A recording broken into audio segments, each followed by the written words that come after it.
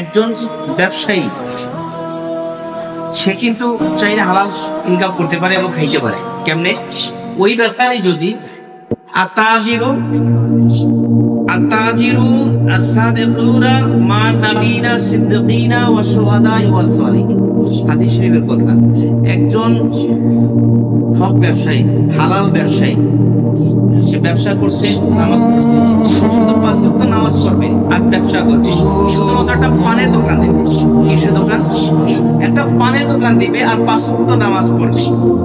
সুন্দরভাবে পানের দোকানটা চালাবে, এখানে কোনো তার কি থাকবে না, হারামের অনুপ্রবেশ থাকবে না। ও শুধু জান্নাতি না, ও দুনিয়াতে আল্লাহর ওলি হয়ে গিয়েছে। সুবহানাল্লাহ। ও দুনিয়াতে আল্লাহর ওলি না, গৌস হয়ে যাচ্ছে, ও কুতুব হয়ে যাচ্ছে। সুবহানাল্লাহ। শুধু ছোট্ট ব্যবসা করে হালাল খানাকে 5 ওয়াক্ত নামাজ পড়ে আল্লাহ ওয়ালা হয়ে যায়, হওয়া যায়।